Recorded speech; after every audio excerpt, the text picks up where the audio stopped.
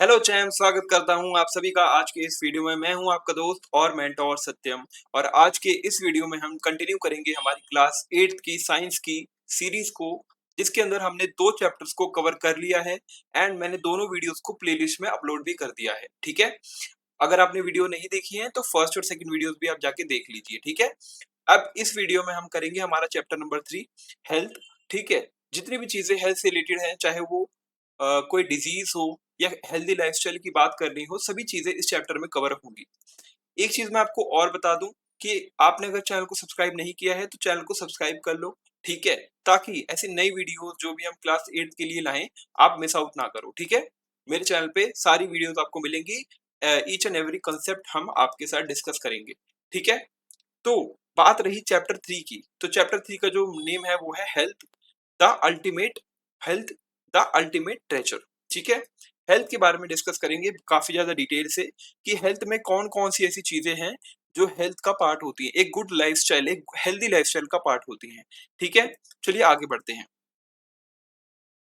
अब यहाँ पे ऐसे कुछ क्वेश्चंस हैं जो कि अगर आप पढ़ोगे तो आपके माइंड में क्यूरियोसिटी आएगी। जैसे कि इस बुक का नाम है क्यूरियोसिटी, वैसी क्यूरियोसिटी आपके माइंड में आएगी कि ऐसी चीजें क्यों होती हैं। और ये सभी क्वेश्चंस का आंसर आपको इस चैप्टर में मिल जाएगा। जब आप पूरा चैप्टर कंप्लीट करोगे तो सभी क्वेश्चंस के आंसर्स आपको मिल जाएंगे। एक चीज मैं और बता दूं कि इस चैप्टर के बाद मैं नोट्स, अपने जो मैंने खुद के बनाए हुए नोट्स हैं, वो भी आपके साथ डिस्कस करूंगा। ठीक है, एंड उसको मैं अपलोड कर दूंगा आपके साथ। ऑल्सो इस चैप्टर के जो एंड ऑफ द क्वेश्चंस हैं चैप्टर के, वो सभी क्वेश्चंस को मैं बहुत ज्यादा डिटेल में डिस्कस करूंगा आप सभी के साथ। तो वीडियो आपको पूरा देखना है, बिल्कुल भी वीडियो को स्किप नहीं करना है। ठीक है, थोड़ा अगर वीडियो बड़ा लगेगा तो पॉज ले लेना, थोड़ा सा ब्रेक ले लेना और उसके बाद आ जाना। बट वीडियो पूरा देखना क्योंकि सभी चीजें आपको इस वीडियो में मिलने वाली हैं। ठीक है, चलिए हम आगे बढ़ते हैं। तो यहाँ पे कुछ क्वेश्चंस हैं, उनको हम देख लेते हैं। ठीक है, कि how does your body respond to an infection such as common cold. मान लो आपको छोटा मोटा कोई इन्फेक्शन होता रहता है। ठीक है, आज के टाइम पे वायरल फीवर्स फैलते हैं। तो अगर आप मान लो कोई आपको इन्फेक्शन हो गया, जैसे कि कोल्ड हो गया आपको, ठीक है, तो आपकी बॉडी उस टाइम पे कैसी प्रतिक्रिया देगी, किस तरीके से रिस्पॉन्ड करेगी, ये पार्ट होता है हेल्थ का। ठीक है, हेल्थ के उस टॉपिक में आएगा ये पार्ट। ठीक है, फिर है कि we rarely see cases of smallpox and polio. Smallpox और पोलियो जैसी जो डिजीजेस थी, अब वो कंप्लीटली इरेडिकेट हो गई हैं हमारी इंडिया से, और वो बहुत कम या ना के बराबर देखने को मिलती हैं। ठीक है, लेकिन आजकल कुछ डिजीज हैं जैसे कि डायबिटीज और हार्ट प्रॉब्लम्स रिलेटेड जो चीजें हैं वो काफी ज्यादा कॉमन है। तो ऐसा क्यों है? इनको कहते हैं लाइफस्टाइल डिजीज। जैसे कि हार्ट प्रॉब्लम्स, डायबिटीज, ये होती है लाइफस्टाइल डिजीजेस। तो ये क्यों होती है? ठीक है, could climate change lead to a new type of diseases. क्या क्लाइमेट चेंज की वजह से नई नई तरीके की जो डिजीजेस हैं वो एमर्ज हो रही हैं, वो आगे आ रही हैं? क्यों क्लाइमेट चेंज जो है अफेक्ट कर रहा है हम लोगों को? फिर क्वेश्चन आता है how do emotions like stress और वरी, स्ट्रेस लेना, बहुत ज्यादा वरी करना, क्या वो भी हमें बीमार बनाता है? ठीक है, वो भी हम समझेंगे। हम समझेंगे कि why do some groups of people get affected more. ऐसा क्यों होता है कि कुछ ग्रुप ऑफ पीपल जो हैं किसी डिजीज की वजह से ज्यादा अफेक्ट होते हैं, रेदर देन कुछ पीपल होते हैं जो जल्दी अफेक्ट नहीं होते।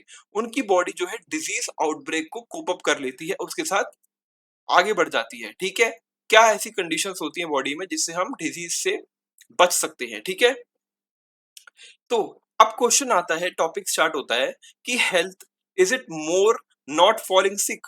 ठीक है, क्या है कि हेल्थ क्या है? Is it more than not falling sick? क्या हेल्दी होना सिर्फ इतना है कि हम बीमार नहीं हैं?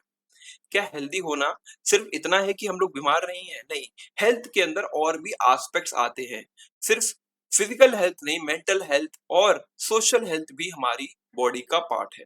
ठीक है, तो जैसे कि what do these new clippings on the notice board tell you about the people's health in our country. अभी हम शुरुआत में एक नोटिस बोर्ड था जिसका नाम था बुलेटिन लिखा था, उसमें अलग अलग तरीके की, कह सकते हो कि डिजीजेस हो रखी थी जो कि फैल रही हैं। ठीक है, और उनके क्या क्या कंडीशंस दिख रहे थे। ठीक है, is being healthy not just about not having disease. क्या हेल्दी होना सिर्फ इतना है कि हम बीमार नहीं हैं? हेल्थ ऑल्सो इंक्लूड, हेल्थ के अंदर और क्या क्या चीजें आती हैं? Health also include good physically. ठीक है, गुड फिजिकल यानी फीलिंग गुड, गुड फिजिकली, आप अपनी बॉडी को फिजिकली गुड फील कर रहे हो, बीमार नहीं फील कर रहे, थका-थका नहीं, सिकनेस नहीं, टायर्डनेस नहीं फील कर रहे। सेकंड एस्पेक्ट है कि आप पॉजिटिव हो, आपका माइंडसेट पॉजिटिव है और आपकी जो रिलेशनशिप्स हैं एक-दूसरे के साथ वो काफ़ी ज़्यादा स्ट्रॉन्ग रिलेशनशिप्स हैं, ठीक है? You have a very, very strong relationships. तो एक हेल्दी पर्सन जो होता है, एक जो हेल्दी पर्सन होता है, ठीक है?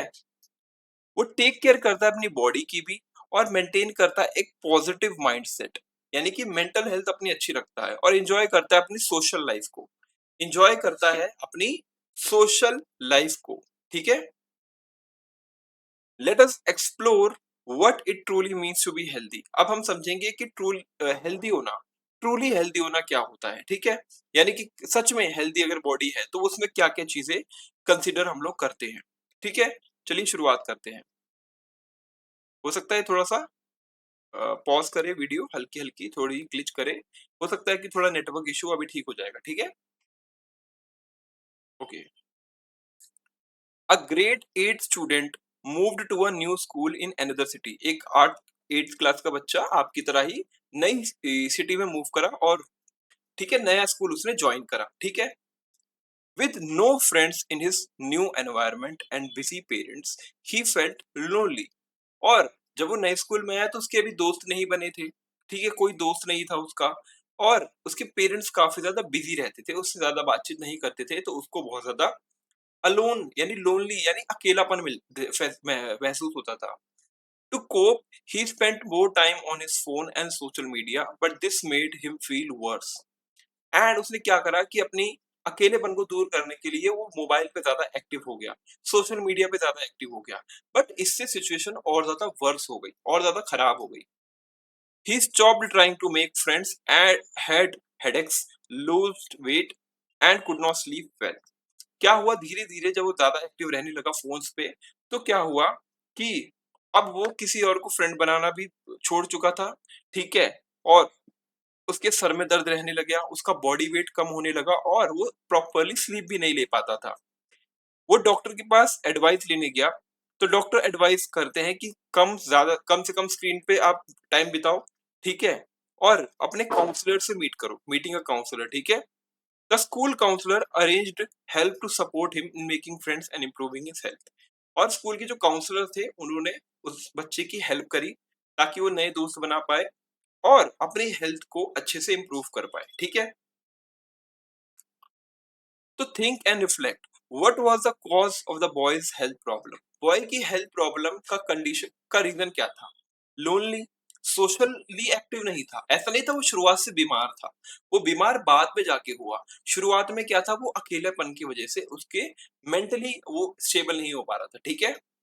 और how did his habits and surroundings affect his wellbeing. और किस तरीके से जो उसकी हैबिट्स थी मोबाइल चलाने की और उसकी जो सराउंडिंग्स थी, किस तरीके से वो कारण बने उसकी डिजीज का। तो ये हमने समझा कि क्या क्या चीजें थी। अब समझते हैं कि as per the world health organisation, जिसको हम कहते हैं WHO, ठीक है? ये एक ऐसी ऑर्गेनाइजेशन है जो हेल्थ रिलेटेड चीजें बताती है। अगर कोई डिजीज आउटब्रेक होता है तो उसके बारे में भी बताती हैं और काफी सारी चीजें रिलेटेड टू हेल्थ पूरे ऑल ओवर वर्ल्ड के लेवल पे वो सब चीजें डिस्कस करते हैं। तो वो बोलते हैं कि हेल्थ इज डिफाइंड एज, उन्होंने हेल्थ की क्या डेफिनेशन दी कि state of complete physical, mental और सोशल वेलबींग। क्या बोला? फिजिकल, मेंटल और सोशल वेलबींग, ठीक है? And not merely absence of disease. सिर्फ डिजीज के ना होने से आप हेल्दी नहीं होते, आप फिजिकली, मेंटली और सोशली भी वेल बीइंग होने चाहिए, तभी आप कह सकते हो कि आपकी बॉडी जो है हेल्दी है, ठीक है? तो ये तीनों एस्पेक्ट्स, चाहे वो मेंटल हेल्थ का बात हो, चाहे वो फिजिकल हेल्थ की बात हो और चाहे वो आपकी सोशल लाइफ की बात हो, ये सभी चीजें जो है आपके एस्पेक्ट्स बनाती हैं हेल्थ के, ठीक है? एक हेल्दी पर्सन जो है काफी सारे टास्क परफॉर्म कर सकता है, एफिशिएंटली परफॉर्म कर सकता है और कोप कर सकता है डिफरेंट सिचुएशंस में, ठीक है? उसके साथ एक हेल्दी पर्सन एडजस्ट कर सकता है बहुत अच्छे से अपने पीयर ग्रुप्स के साथ, जो उसके मेंबर्स हैं साथ के, चाहे आपकी क्लास 8 के बच्चे हों, चाहे अगर आप बड़ी क्लास में जाओगे तो आपके जो साथ में हो, आपके घर पे आपके भाई बहन, तो आप अच्छे से कोप अप कर पाओगे अपने पीयर ग्रुप्स के साथ, ठीक है? And other members of society. ठीक है, let us understand more about health. अब हम हेल्थ के बारे में और अच्छे से डिटेल से एक बार और डिस्कस करते हैं। ठीक है, हमारी साइंटिफिक हेरिटेज क्या है? हमारी साइंटिफिक हेरिटेज क्या है? ठीक है, हमारी साइंटिफिक हेरिटेज बताती है आयुर्वेद के बारे में, आयुर्वेदा के बारे में। ठीक है, ये हमें बताती है कि जो ट्रू हेल्थ है वो बैलेंस है हमारी बॉडी का, माइंड का और हमारी सराउंडिंग का। यानी हमारी फिजिकल हेल्थ, हमारी मेंटल हेल्थ और हमारी सोशल हेल्थ, सोशल लाइफ, ये सभी का जो है वो एक कह सकते हो कॉम्बिनेशन है, एक बैलेंस है। ठीक है, और ये आयुर्वेदा हमें बताती है, तो ये कह सकते हो हमारी एक साइंटिफिक हेरिटेज है, हमारी एक साइंटिफिक हेरिटेज है। तो हमें क्या करना होता है? हमें हमें दिनचर्या, हमारी दिनचर्या यानी हमारा जो डेली रूटीन होता है और हमारी जो ऋतुचर्या होती है जिसको हम सीजनल रूटीन कहते हैं, ये हेल्प करती है हमें मेंटेन करने में इस बैलेंस को। ठीक है, हम क्या करेंगे? हम अच्छा खाएंगे, फ्रेश खाना खाएंगे, हम होलसम फूड लेंगे यानी सारे न्यूट्रिशन जो फूड में मिलते हैं वो सब लेंगे, और जो हमारी बॉडी को सूट करती है, हमारी बॉडी जो हमारी बॉडी का कॉन्स्टिट्यूशन है, हमारी बॉडी की जो प्रकृति है उसको सूट करना चाहिए। ठीक है, ये एसेंशियल है, तभी हमारी बॉडी जो है वो एक बैलेंस मेंटेन कर पाएगी हमारे माइंड, हमारी बॉडी और हमारी सराउंडिंग के साथ। ठीक है, हमें क्या करना है? रेगुलर एक्सरसाइज करनी है। ठीक है, क्लीनलीनेस रखनी है, अपने अगल बगल बहुत ज्यादा सफाई रखनी है, और हमें अच्छे से सोना है, रेस्टफुल स्लीप लेनी है। ठीक है, और एक काम माइंड रखना है जिससे हमारी ओवरऑल वेलबींग जो है वो उसको सपोर्ट करे, ओवरऑल वेलबींग को वो सपोर्ट करे। ठीक है, this can also be achieve through practice, like अगर आप योगा करते हो, आप मेडिटेशन करते हो, आप माइंडफुलनेस यानी कि आप कोई भी काम कर रहे हो बहुत थॉट के साथ कर रहे हो, बहुत माइंडफुलनेस के साथ कर रहे हो, ऐसा नहीं कि हड़बड़ी में आप कोई भी काम कर रहे हो। ठीक है, जैसे आप आजकल रील स्क्रॉल करते हो ना, तो उससे आपका जो माइंडफुलनेस है ना वो बिल्कुल खत्म हो जा रही है, जीरो हो रही है, उसको आपको बढ़ाना है, माइंडफुलनेस को बढ़ाना है। ठीक है, अब चीज आती है कि आप हेल्दी किस तरीके से रह सकते हो, how can we stay healthy, हम हेल्दी कैसे रह सकते हैं? तो staying healthy means eating nutritious food, आप न्यूट्रिशन वाला खाना खाओ, ये नहीं कि हर टाइम आप बाहर का जंक फूड खा रहे हो, आपको न्यूट्रिशन फूड खाना है। मेंटेन करनी है अपनी हाइजीन, साफ सफाई रखनी है अपने आसपास। ठीक है, जैसे कि बोलते हैं कि खाना खाने से पहले अपने हैंड वॉश करने चाहिए, इसको हम कहेंगे हाइजीन है। प्रॉपरली रोज बाथ लेनी चाहिए, ये क्या है? एक प्रॉपर हाइजीन है। ठीक है, और ये सभी चीजें अगर आप जो खाना खा रहे हो उसमें कम कह सकते हो कि अच्छे से बनना चाहिए, साफ सफाई में बनना चाहिए, उसको कहेंगे कि हाइजीन है। आप एक अच्छे साफ सुथरे प्लेस पे बैठे हो, एक्सरसाइज कर रहे हो regularly, and getting proper sleep. ठीक है, आप प्रॉपर स्लीप भी ले रहे हो, और अपने फैमिली के साथ, अपने फ्रेंड्स के साथ बहुत अच्छे से टाइम स्पेंड कर रहे हो। ठीक, ये नहीं कि आप सिर्फ मोबाइल पे लगे हुए हो, ऐसा नहीं, अपनी फैमिली के साथ आप टाइम स्पेंड कर रहे हो। ठीक है, तो ये सभी चीजें जो है एक हेल्दी लाइफस्टाइल का पार्ट है। आपके पास एक पॉजिटिव एटीट्यूड भी होना चाहिए। What should we do and what should we not do to keep ourselves healthy, हमें ऐसी कौन सी चीजें जो करनी चाहिए और ऐसी कौन सी चीजें हैं जो नहीं करनी चाहिए जिससे हम हेल्दी रहें। तो यहाँ पे एक लिस्ट है, देखते हैं। कुछ गुड हैबिट्स की लिस्ट है जो आपके पेरेंट्स, टीचर और एल्डर्स ऑफन आपको एनकरेज करते हैं कि आप उसको फॉलो करो, आपको एनकरेज करते हैं, जैसे मैं भी आपको एनकरेज कर रहा हूँ कि आप इसको फॉलो करो। How many of these are already part of your daily routine, और इसमें से कौन कौन सी ऐसी चीजें हैं जो आप अभी फॉलो कर रहे हो, और कौन कौन सी चीजें जो आप नहीं कर रहे जिसको आपको फॉलो करना है, यानी आपकी डेली लाइफ में उसको एड ऑन करना है। ठीक है, which ones would you like to start following, add to the list below. सबसे पहले कि आपको अपने को क्लीन रखना है और मेंटेन करना है आपको अपना पर्सनल हाइजीन। ठीक है, अपने आप को पहली बात तो क्लीन रखना है और मेंटेन करना है अपना पर्सनल हाइजीन। फिर आपको हेल्दी और बैलेंस डाइट लेनी है। ठीक है, ऐसा नहीं बहुत ज्यादा खा लिया। ठीक है, ऐसा नहीं, नॉर्मल बैलेंस डाइट लेनी है जिसमें आप सारी सारी चीजें खाओ, दाल खा रहे हो, राइस खा रहे हो, रोटी खा रहे हो। ठीक है, एंड फिर कर्ड ले रहे हो, थोड़ा सा आप सैलेड ले रहे हो, हर चीज का एक कॉम्बिनेशन प्रॉपर होना चाहिए।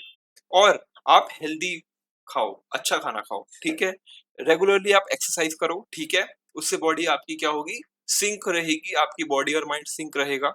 और make time to relax and meditate every day, और थोड़ा सा टाइम निकालो कि आप थोड़ा सा रिलैक्स कर पाओ और मेडिटेशन कर पाओ। Now think about habits that are not good, जो आपको नहीं करनी है। ठीक है, मैं क्रॉस मारूंगा इस पे, इसको आपको नहीं करनी है। ठीक है, सबसे पहली है कि spending too much time on mobile phone, ठीक है? बहुत ज़्यादा टाइम आप मोबाइल फ़ोन पे स्पेंड नहीं करेंगे, ठीक है? और डिजिटल स्क्रीन्स पे, ये आपको नहीं करना है, ये गुड हैबिट नहीं है। फिर eating fast food and other junk food every day, हर रोज़ नहीं खाना। खाना है तो आपको वन्स इन अ व्हाइल, यानी कि 1 हफ्ते में 1 बार हो गया, यानी या 2 हफ्ते में 1 बार हो गया, ऐसे आपको करना है। ये नहीं कि आप रेगुलरली जंक फूड खा रहे हो। फिर sleeping very late, not getting enough sleep, ये भी आपको नहीं करना है, ठीक है? और स्किपिंग मील्स, खाना भूल जा रहे हो, खाना मतलब खाना नहीं खा रहे हो प्रॉपरली, स्पेशली ब्रेकफास्ट नहीं ले रहे हो, तो इससे क्या होगा, जो बॉडी है वो प्रॉपर परफॉर्म नहीं कर पाएगी, बैलेंस डाइट उसको नहीं मिल रही है। So taking care of our body, अपनी बॉडी की टेक केयर करना और माइंड की टेक केयर करना बहुत ज्यादा जरूरी है। हेल्दी हैबिट्स जो है वो आपकी बॉडी को, मतलब हेल्दी बॉडी को सपोर्ट करेंगी और आपके हेल्दी माइंड को भी सपोर्ट करेंगी, ठीक है? Discuss your findings with your friends and teacher from the activity you participated in, and the discussions you may have realized that our health depends on many factors. These factors include our lifestyles, how we live, and our environment, our surroundings. तो आप भी list बनाओ अपने teachers के साथ, अपने दोस्तों के साथ, अपने पेरेंट्स के साथ, इसको डिस्कस करो कि कौन सी चीजें आपकी लाइफ का पार्ट है और कौन सी चीजें आपको अवॉइड करनी है, ठीक है, हटानी है। तो मेंटेन करना एक बैलेंस्ड लाइफस्टाइल, एक हेल्दी लाइफस्टाइल बहुत ज्यादा जरूरी है, ठीक है? तो क्या करना है आपको, सबसे पहले तो बैलेंस डाइट लेनी है और प्लेंटी ऑफ फ्रूट्स खाने हैं, वेजिटेबल्स खाने हैं और होल ग्रेन यानी रोटी चपाती लेनी है, ठीक है, होल ग्रेन्स फूड लेने हैं।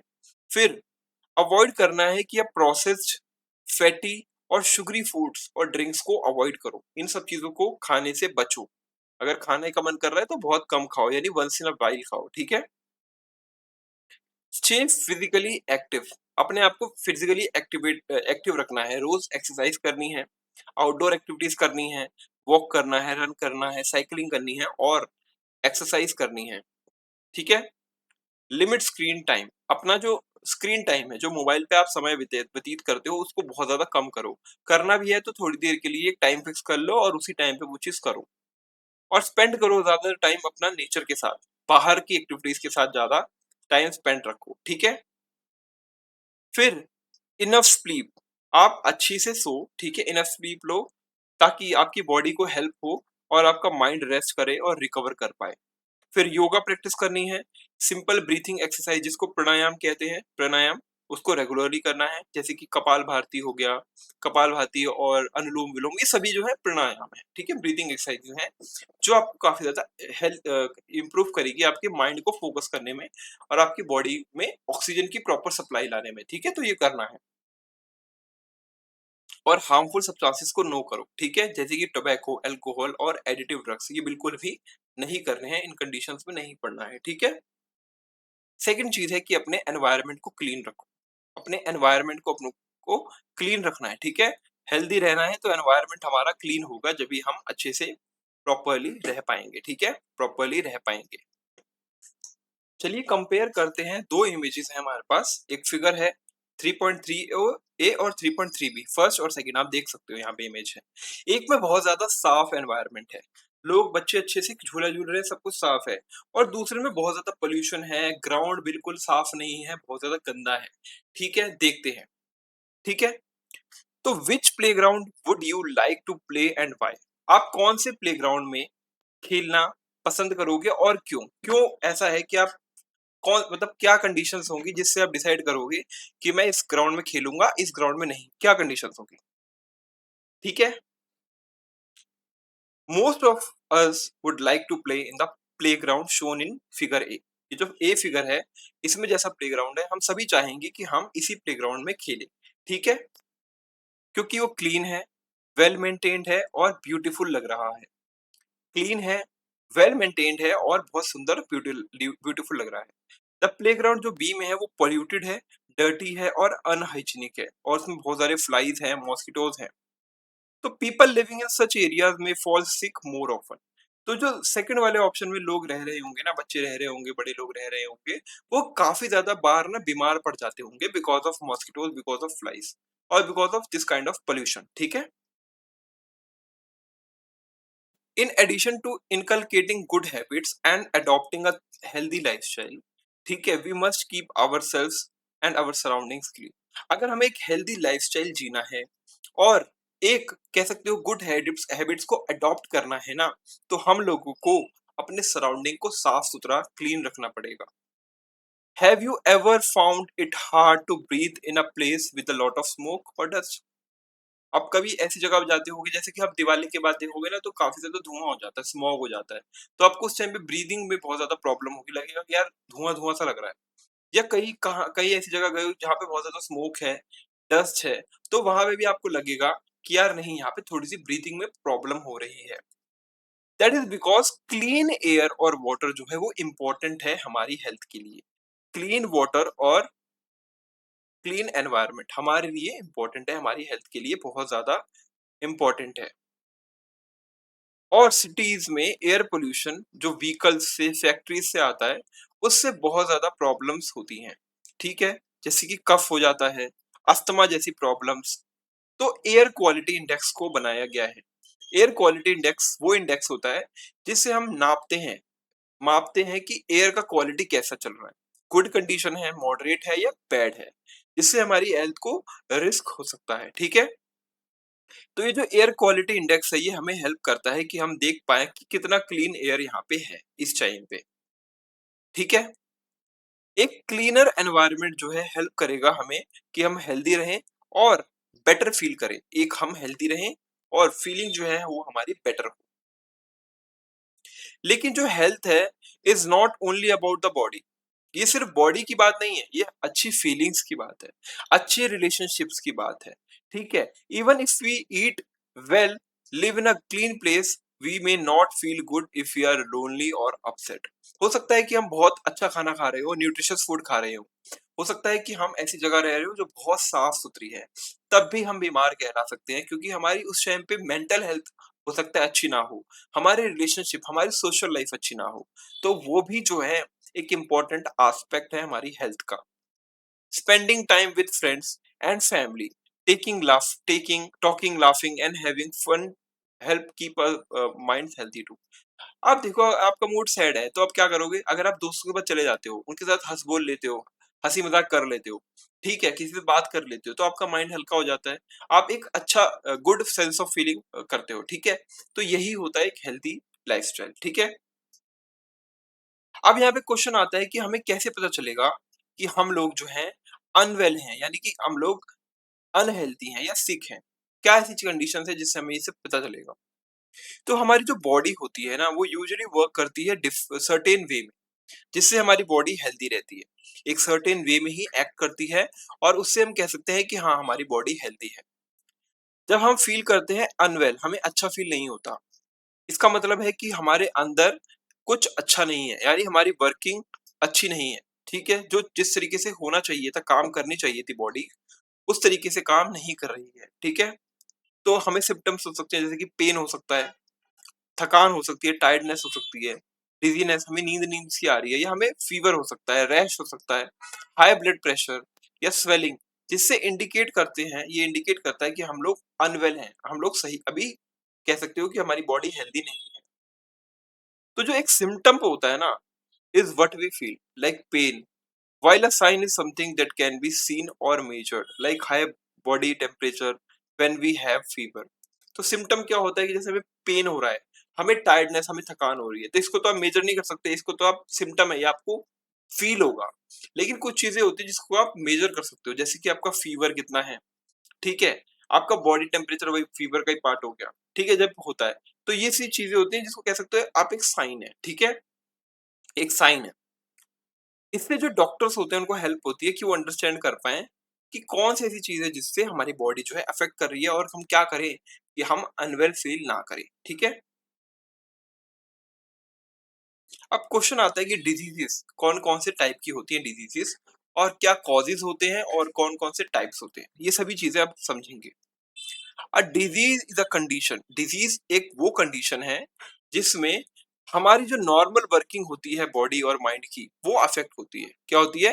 हमारी नॉर्मल वर्किंग जो बॉडी कर रही है, जैसे डेली रूटीन जो है उसका, वो अफेक्ट होता है. ठीक है, it can happen when one और मोर ऑर्गन्स और organ system stop functioning properly.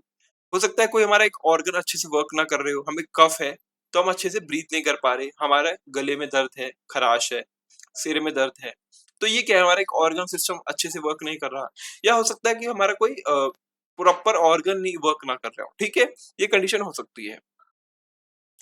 कुछ डिजीजेस होती हैं बाय जर्म्स, लाइक बैक्टीरिया की वजह से, वायरस की वजह से, फंजाई की वजह से, या वॉर्म्स, इवन बाय प्रोटोजोआ।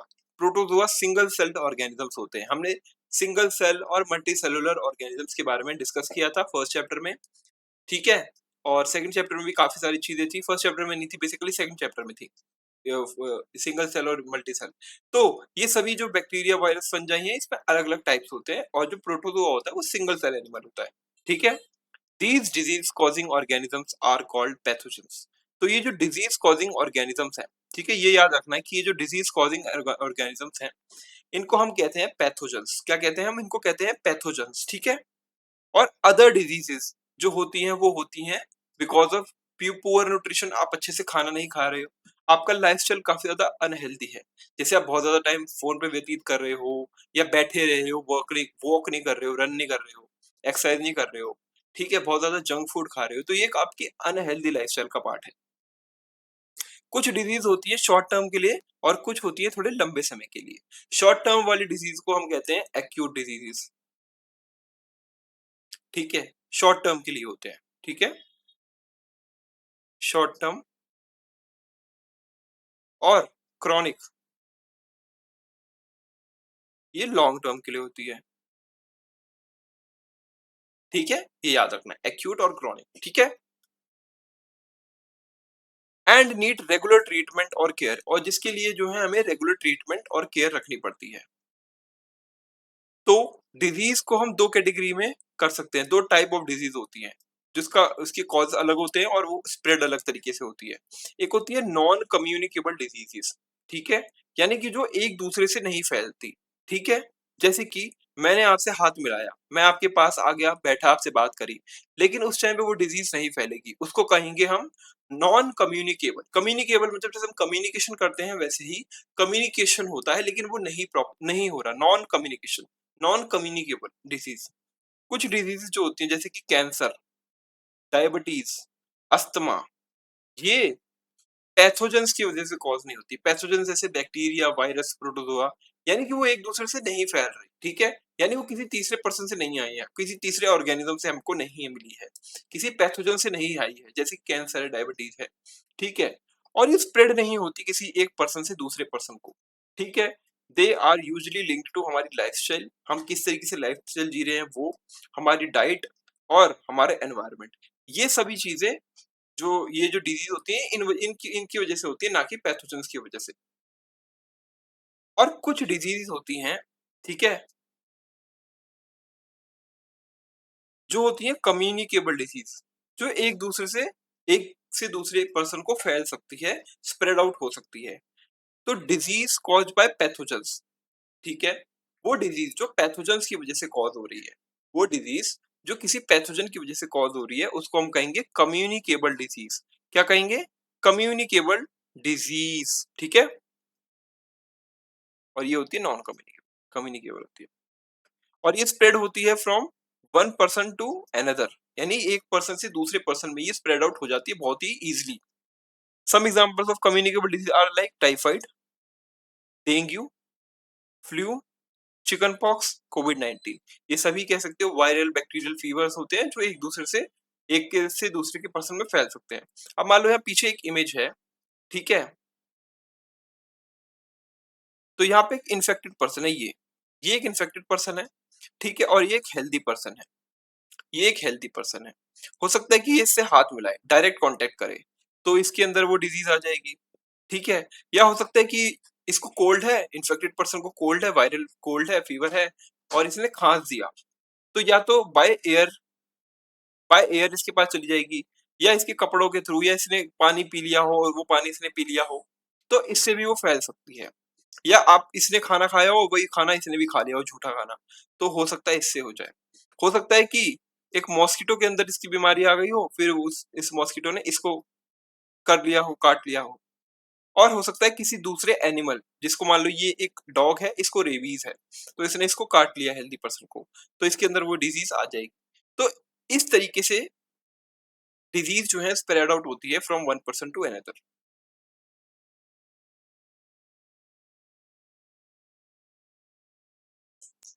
हुआ क्या है कि इन रिसेंट ईयर्स, कुछ पिछले बीते सालों में, जो नॉन कम्युनिकेबल डिजीजेस होती हैं, ठीक है, नॉन कम्युनिकेबल डिजीज जैसे कि डायबिटीज, हार्ट डिजीजेस, कैंसर, वो बहुत ज्यादा कॉमन हो गई है लोगों के बीच में, इंडिया में। और ये हो रही है because of changes in how people live. हम लोग किस तरीके का हमारा लाइफस्टाइल है, हम किस तरीके से जी रहे हैं, किस तरीके से बिहेव कर रहे हैं, ये सभी चीजों से ये नॉन कम्युनिकेबल डिजीज, जिसको हम लाइफस्टाइल डिजीज भी कहते हैं, वो अफेक्ट होती है। ठीक है, तो हम क्या कर रहे हैं, हम प्रोसेस्ड फूड ज्यादा खा रहे हैं, पैकेट वाला फूड बहुत ज्यादा खा रहे हैं, गेटिंग लेस एक्सरसाइज, और एक्सरसाइज कम कर रहे हैं, ज्यादा देर तक बैठ रहे हैं, लिविंग लॉन्गर लाइफ। ठीक है, टुडे जो ज्यादातर जो डेथ्स होती हैं इंडिया में, ठीक है, इंडिया में ज्यादातर डेथ्स होती हैं, वो होती हैं because of non communicable. Communicable disease की वजह से बहुत कम होती हैं, ज्यादातर होती हैं because of non communicable disease, ठीक है, जिसको हम लाइफस्टाइल डिजीज भी कहते हैं। तो अंडरस्टैंड करना difference between these two types of disease, इससे हमें पता चलता है कि हाउ डिजीज स्प्रेड और किस तरीके से हमें उसे प्रिवेंट करना है। ठीक है, ठीक है, तो पहला क्वेश्चन आता है कि how are communicable disease cause and spread. किस तरीके से जो कम्युनिकेबल डिजीजेज हैं, जो पैथोजेंस की वजह से कॉज करती हैं, जो फैलती हैं, और जो एक पर्सन से दूसरे पर्सन को फैल सकती हैं, वो किस तरीके से स्प्रेड आउट होती हैं।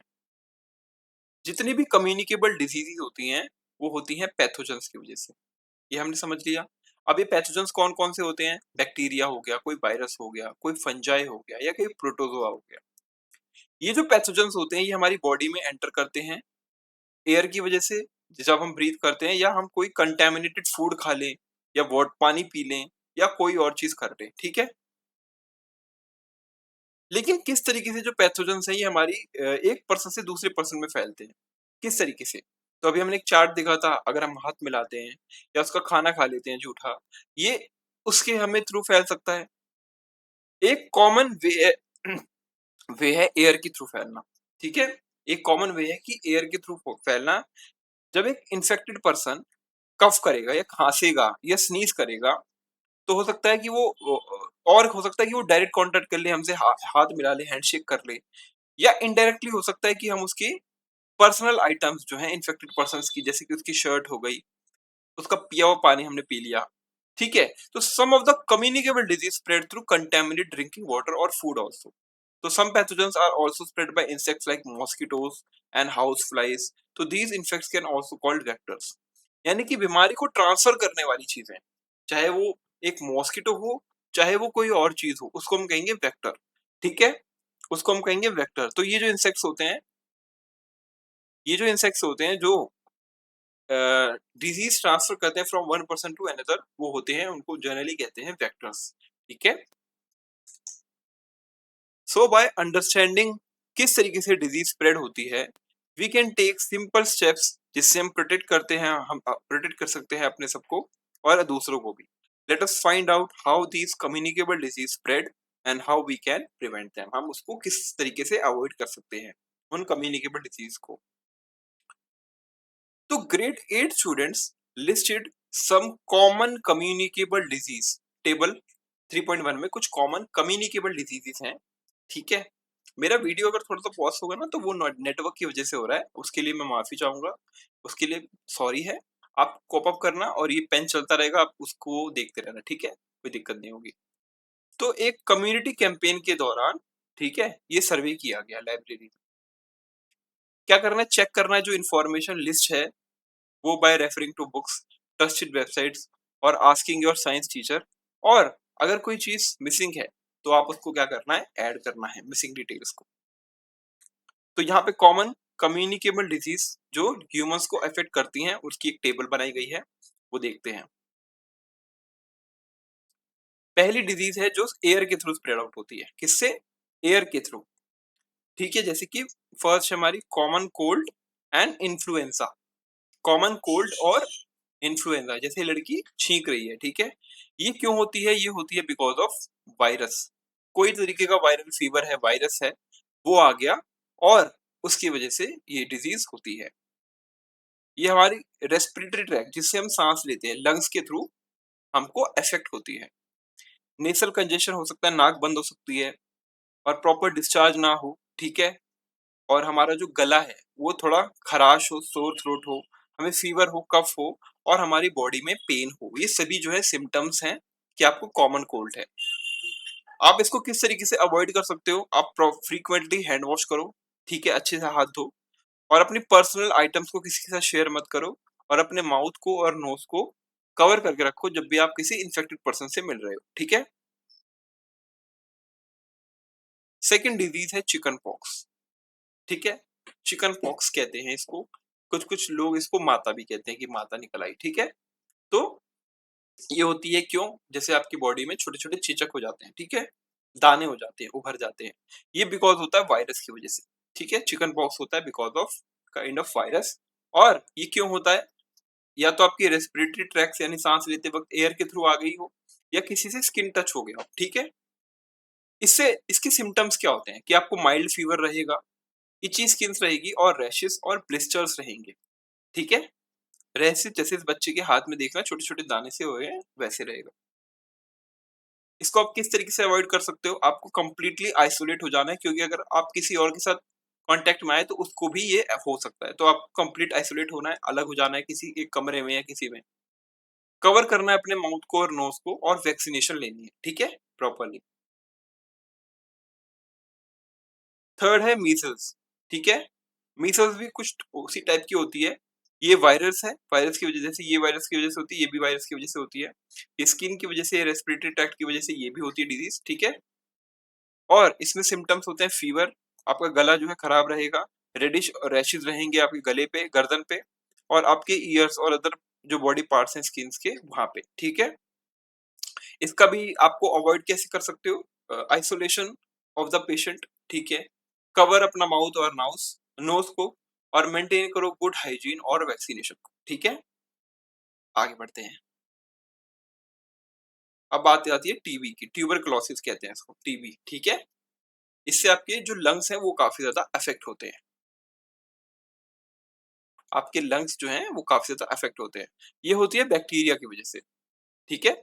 और इससे लंग्स अफ़ेक्ट होते हैं और इसमें सिम्पटम्स होते हैं आपके कफ, फीवर, फैटीग आपको थका-थका लगेगा, आपका लॉस ऑफ एपेटाइट आपकी बॉडी जल्दी जो है खाना अच्छे से पचा नहीं पाएगी, डाइजेस्ट नहीं कर पाएगी जिससे आपकी बॉडी जो है वीक होने लगेगी। नाइट स्वेट्स और आपको रात के टाइम बहुत ज़्यादा स्वेटिंग होगी, ठीक है? इसको किस तरीके से अवॉइड कर सकते हैं? Close contact with TB person जो इन्फेक्टेड पीपल है उससे आप अवॉइड करो कॉन्टैक्ट करना। उसके साथ क्लोज कॉन्टैक्ट मत मेंटेन करो। अपने माउथ को, अपनी नोज़ को कवर करो और गुड हाइजीन रखो और वैक्सीनेशन ले लो, ठीक है? Good vaccination. Now we will discuss कि किस तरीके से जो डिज़ीज़ है वो स्प्रेड आउट होती है फ्रॉम कंटामिनेटेड वाटर और फूड। अगर आप कंटामिनेटेड फूड और वाटर को कंज्यूम करते हो तो किस तरीके से जो डिज़ीज़ हैं अलग-अलग टाइप की वो स्प्रेड आउट होती हैं। सबसे पहली डिज़ीज़ है हेपेटाइटिस ए, ठीक है? हेपेटाइटिस ए और ये एक वायरस डिज़ीज़ है यानी वायरल डिज़ीज़ है। ये कौन से बॉडी पार्ट को अफेक्ट करेगी? आपके लिवर को अफेक्ट करेगी और इससे क्या सिम्पटम्स होंगे? आपको फैटीग लगेगा, फीवर लगेगा, लॉस ऑफ एपेटाइट भूख कम लगेगी, न्यूसिया, वॉमिटिंग जैसी फीलिंग आएगी, जॉन्डिस हो सकता है और pain in the upper right abdomen, ठीक है? आपके पेट में अपर राइट एब्डोमेन के जो पार्ट है वहां पे आपको पेन महसूस होगा अगर आपको हेपेटाइटिस ए वाली डिजीज होगी तो। इसको आप अवॉइड कैसे कर सकते हो? ड्रिंकिंग बॉइल्ड वाटर और वैक्सीनेशन लगवा के, ठीक है? दूसरी डिजीज है कॉलरा, ठीक है? कॉलरा ये एक बैक्टीरियल डिजीज है, ये बैक्टीरिया के थ्रू स्प्रेड आउट होती है, ठीक है? बैक्टीरिया के थ्रू स्प्रेड आउट होती है ये डिजीज और आपके इंटेस्टाइन, ठीक है? जिससे खा जहाँ पे खाना आपका पचता है, डाइजेस्ट होता है, उसको ये अफेक्ट करती है, ठीक है? जैसे कि डायरिया और डिहाइड्रेशन जैसे सिम्पटम्स आपको दिखेंगे और इसमें आपको मेंटेन करना है पर्सनल हाइजीन और गुड सैनिटरी हैबिट्स को कैरी आउट करना है और प्रॉपर्ली कुक्ड फूड कंज्यूम करना है और बॉइल्ड ड्रिंकिंग वाटर करना है यूज, ठीक है, और वैक्सीनेशन लगवानी है। क्यों? ठीक है। फिर हमारी तीसरी है टाइफॉइड। ये भी बैक्टीरिया की वजह से होती है, ये हमारे इंटेस्टाइन को अफेक्ट करती है, ठीक है, और इससे headache, abdominal pain, discomfort, fever और डायरिया, ये सभी चीजें आपको फेस आउट करनी पड़ेंगी, ठीक है। इसको कैसे अवॉइड करना है? मेंटेन करना है personal hygiene, good sanitary habits, consumption of properly cooked food और बॉइल्ड ड्रिंकिंग वाटर, और वैक्सीनेशन लगवानी है, ठीक है। ये सभी चीजों से आप इसको बचाव कर सकते हो। हमारी थर्ड थी ना, ये फोर्थ डिजीज है अस्किया अस्कारियासिस, ठीक है, अस्कारियासिस। ये राउंड वॉर्म्स की, आपके पेट के अंदर कीड़े हो जाते हैं, उसकी वजह से होती है, वॉर्म्स हो जाते हैं, ठीक है, वॉर्म्स की वजह से होती है, और इंटेस्टाइन को अफेक्ट करती है। तो ये कैसे होती है? आपके वो स्टूल में वॉर्म्स मिलेंगे, आपको भूख कम लगेगी, और poor growth, diarrhoea, weight loss, anaemia, ये सभी कंडीशंस आपको देखने को मिलेंगी। एंड इस टाइम पे आपको पर्सनल हाइजीन मेंटेन करके रखनी है, गुड सैनिटरी हैबिट्स मेंटेन करनी है, कंजम्पशन करना है प्रॉपरली कुक्ड फूड का और बॉइल्ड ड्रिंकिंग वाटर का, ठीक है। अब कौन कोई कोई ऐसी डिजीज होती है जो इंसेक्ट्स की वजह से, जैसे कि वेक्टर्स की वजह से ट्रांसफर होती है आपकी बॉडी में। क्यों? थोड़ा सा ये पॉज कर रहा है, 1 सेकंड गाइस। पहली डिजीज है मलेरिया। ये प्रोटोजोआ की वजह से होती है। ये स्किन और ब्लड को अफेक्ट करती है, स्किन और ब्लड को, ठीक है। इसमें हाई फीवर हो सकता है, प्रोफ्यूज स्वेटिंग हो सकती है आपको, और ठंड भी लग सकती है, चिल्स भी महसूस होंगे। ये होता है बिकॉज ऑफ मॉस्किटो, मतलब इसको अवॉइड कर सकते हो मॉस्किटो नेट्स और रेपेलेंट्स लगा के, ठीक है। आप लॉन्ग स्लीव क्लोथ पहनो, फुल बाजू के कपड़े पहनो, control of mosquito breeding in and around your home, ठीक है। सेकेंड है डेंगू। ये भी होता है, ये आपकी ब्रेक बोन फीवर भी कहते हैं, इसकी आपकी इसकी जो बोन्स है आपको वो उसमें पेन महसूस होता है, ये वायरस की वजह से होता है, ठीक है। इसमें आप स्किन और ब्लड को में इन्फेक्शन हो जाता है बिकॉज ऑफ डेंगू मच्छर, डेंगू मॉस्किटो। इसमें फीवर होगा, हेडेक होगा, मसल और जॉइंट पेन होगा, ठीक है। इसमें भी आपको वही चीज करनी है कि मॉस्किटो नेट्स और रेपेलेंट्स का इस्तेमाल करना है, फुल बाजू के कपड़े पहनने हैं, control mosquito breeding in and around your home, और एरियाज विद स्टिल वाटर, जहाँ पे पानी जमा हो उन एरियाज में जाने से बचना है, ठीक है। By studying table 3.1, we can understand how infections, diseases spread and how to prevent them, हम ना, ठीक है। तो क्या करना है, अपने आप को क्लीन करना है और अपने सराउंडिंग को क्लीन रखना है, बेसिक हाइजीन एवरीडे मेंटेन करना है, अपने हाथ धोने हैं सोप से और वाटर से ताकि पैथोजेंस रिमूव हो जाएं, कवर करना है अपने माउथ को और नोज को जब आप कफ और स्नीज कर रहे हो, ठीक है। वियर करना है मास्क, और क्राउडेड प्लेसेस में अपने आप को प्रोटेक्ट करके रखना है, ठीक है।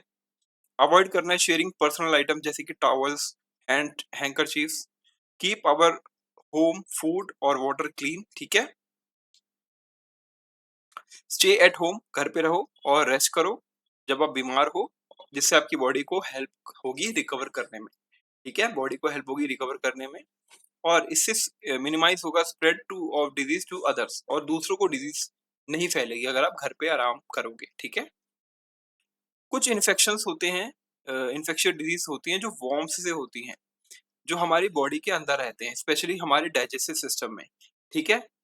ये हमारे न्यूट्रिएंट्स के ऊपर फीड करते हैं, जो हम खाना खाते हैं उसी के ऊपर ये रहते हैं, और वो एक पैरासाइट की वजह पैरासाइट की तरह रहते हैं। किस तरीके से रहते हैं? पैरासाइट की तरह, ठीक है। पैरासाइट होते हैं वो ऑर्गेनिज्म तो हमारे अंदर रहते हैं और हमारे लिविंग बीइंग या ये किसी और लिविंग बीइंग पे रहते हैं, ठीक है। इसमें वॉर्म्स होते हैं जो usually spread through contaminated food, ठीक है। अगर कोई कंटेमिनेटेड फूड है उसके थ्रू आपके बॉडी में आ सकता है, या वाटर की वजह से, या सॉइल, या कांटेक्ट विद इन्फेक्टेड पर्सन और एनिमल, इन सभी वजह से ये डिजीज आपको स्प्रेड आउट हो सकती है। अब सेकंड कॉज क्वेश्चन आता है हमारे पास कि हमारी जो नॉन कम्युनिकेबल डिजीजेस हैं वो किस तरीके से होती हैं, वो क्या रीजंस होते हैं जिसकी वजह से नॉन कम्युनिकेबल डिजीजेस जो हैं स्प्रेड आउट होती हैं। तो you have learn that non communicable diseases जैसे कि कैंसर, डायबिटीज, अस्थमा, ये हमारी लाइफस्टाइल, हमारी डाइट, हमारे एनवायरनमेंट से अफेक्ट होती हैं। They are most common cause of death in India, और इंडिया में डेथ होने के मेजर कारण से मुझे वजह में नॉन कम्युनिकेबल डिजीज का पार्ट है, जिसको हम लाइफस्टाइल डिजीज भी कहते हैं। ग्रेड 6 में आपने सीखा कि डिजीज जैसे स्कर्वी, एनीमिया, गोइटर, ठीक है, ये क्यों होती हैं? Because of lack of specific nutrients. जो बॉडी को जरूरत है स्पेसिफिक न्यूट्रिएंट्स की, जब उनकी कमी हो जाती है तो ये डिजीज तब स्प्रेड आउट होती हैं। They are called deficiency disease, इनको हम डेफिशिएंसी डिजीज कहते हैं, जैसे कि गोइटर, स्कर्वी, एनीमिया, ये सब, ये भी नॉन कम्युनिकेबल होती हैं, ठीक है। और disease such as cancer, diabetes, asthma, ये होती हैं because of long term, more than 3 months, और refer to as chronic disease. जैसे मैंने बोला था, ये क्रॉनिक डिजीज का पार्ट होती है, ठीक है, क्रॉनिक डिजीज का पार्ट होती हैं ये सारी डिजीज। जो डायबिटीज है, डायबिटीज जो है, 1 सेकेंड, डायबिटीज एक कॉमन डिजीज है जो becoming more prevalent in adults as well as children. जो डायबिटीज है वो बहुत ज्यादा प्रेवलेंट है और बहुत ज्यादा कॉमन हो रही है यंग एडल्ट्स के अंदर भी और बच्चों के अंदर भी हो रही है। In fact India now has one of the highest number of people जिनको डायबिटीज है वर्ल्ड में। और ये ऑफन डेवलप होती है because of combination of hormonal imbalances. जब आपकी बॉडी में हार्मोनल इम्बैलेंस होता है, उसकी वजह से डायबिटीज जैसी बीमारी आपके शरीर में आती है। अनहेल्दी हीटिंग हैबिट्स हो गई, लैक ऑफ फिजिकल एक्टिविटी, और बीइंग ओवरवेट और ओबीज एंड अदर रीजंस, ये सभी रीजंस जो हो सकते हैं, इनकी वजह से जो है डायबिटीज जैसी कंडीशन बॉडी में डेवलप होती है। Let us learn more about the cause of non communicable disease and उनका प्रिवेंशन, ठीक है, देखते हैं। तो ये जो है आपको एक्टिविटी करनी है, बट यहाँ पे जो टेबल है हमें मेन चीज यही पढ़नी है। तो पहली नॉन कम्युनिकेबल या लाइफस्टाइल रिलेटेड डिजीज है वो है ओबेसिटी, ठीक है, वो है ओबेसिटी, ठीक है। ओबेसिटी में आपको क्या होगा कि आपकी जो बॉडी है वो बहुत ज्यादा आपको हैवी लगेगी, बाहर से आपका जो शरीर है वो फूल जाएगा, ठीक है, और हैवी वेट लगेगा, ठीक है। तो इसमें आपको सजेस्ट क्या करना है कि आपको बैलेंस्ड डाइट लेनी है और एक्सरसाइज करना है रेगुलरली। बैलेंस्ड डाइट लेनी है और रेगुलरली एक्सरसाइज करना है। दूसरी कंडीशन है डायबिटीज। इसके अंदर सिम्टम्स इसके ये हैं कि आपको फ्रीक्वेंट यूरिनेशन होगा, एक्सेसिव प्यास लगेगी, थर्स्ट होगी, आपका वेट लॉस होगा, आपको थकान महसूस होगी, और जो कोई भी अगर आपकी चोट लग जाती है तो जैसे जल्दी हीलिंग हो जाती है ना, वो हीलिंग बहुत देर से होगी, स्लो ही हीलिंग होगी, ठीक है। इसके अंदर आपको क्या करना है कि आपको मेंटेन करना है हेल्थी लाइफस्टाइल, जैसे कि आपको रेगुलरली एक्सरसाइज करना है और जंक फूड नहीं खाना, ठीक है, जिससे हार्मोनल इम्बैलेंस ना हो, ठीक है। थर्ड है कि हाई ब्लड प्रेशर, ठीक है। हाई ब्लड प्रेशर कब होता है? जब बहुत ज्यादा आप नमक खा लेते हो, ठीक है, बहुत ज्यादा आप सॉल्ट कंज्यूम करते हो तो होता है। सिम्टम्स हो सकते हैं कि आपको अनईजी लगे थोड़ा सा, ठीक है, और किसी बॉडी पार्ट में पेन होने लगे। सिम्टम्स यही है कि आप जो भी चीज खाओ वो अच्छे से खाओ, न्यूट्रिशियस फूड खाओ, और अपने माइंड को हेल्दी रखो, ज्यादा स्ट्रेस ना लो, ठीक है। एक साइंटिस्ट है जिनका नाम है डॉक्टर कमल रानालिवे, ठीक है, 1917 से 2001 तक थे ये पायनियरिंग बायोमेडिकल रिसर्चर थे, ठीक है, एक बायोमेडिकल रिसर्चर थे, और क्या कह रहा हूँ, बायोमेडिकल रिसर्चर थी, और इन्होंने स्टडी किया कि किस तरीके से जो हॉर्मोन्स हैं और सर्टेन वायरसेस हैं वो कैंसर से लिंक हैं। किस तरीके से जो हार्मोन है और सर्टेन वायरसेस हैं वो कैंसर से लिंक हैं, जिससे इसका ट्रीटमेंट और इसका प्रिवेंशन हम कर पाएंगे। तो इनके वर्क ने हमें बताया कि किस तरीके से टोबैको होता है और डाइट होता है और पोल्यूशन होता है, इससे जो है जो कैंसर का रिस्क है वो बहुत ज्यादा बढ़ रहा है लोगों में, और हाईलाइट करा कि importance of healthy lifestyle, highlighted the importance of healthy lifestyle, ठीक है। तो हम किस तरीके से प्रिवेंट कर सकते हैं और कंट्रोल कर सकते हैं इन सभी डिजीज को, ठीक है। You might have heard the phrase prevention is better than cure. आपने ये वर्ड सुना होगा, ये लाइन सुनी होगी, prevention is better than cure, कि बीमारी होने से पहले ही प्रिवेंट कर लो अपने आप को। It is important to protect our cells both from communicable and non communicable disease, ठीक है। उड़ीसा के बारे में एक एग्जांपल है कि कम्युनिटी लेड सैनिटेशन कैंपेन यहाँ पे चलाया गया। Community lead sanitation campaign in the Bhadrak district of Orissa. एक कम्युनिटी सैनिटेशन कैंपेन लगाया गया, जिससे काफी सारे लोगों को हेल्प मिली कि वो टॉयलेट्स बना पाए और टॉयलेट्स को यूज कर पाए, क्योंकि टॉयलेट भी एक सैनिटेशन का इशू है। इससे क्या हुआ, ओपन डेफिकेशन यानी कि बाहर खुले में जाके हम जो टॉयलेट करते हैं उसका काफी ज्यादा रिडक्शन हुआ सिग्निफिकेंटली।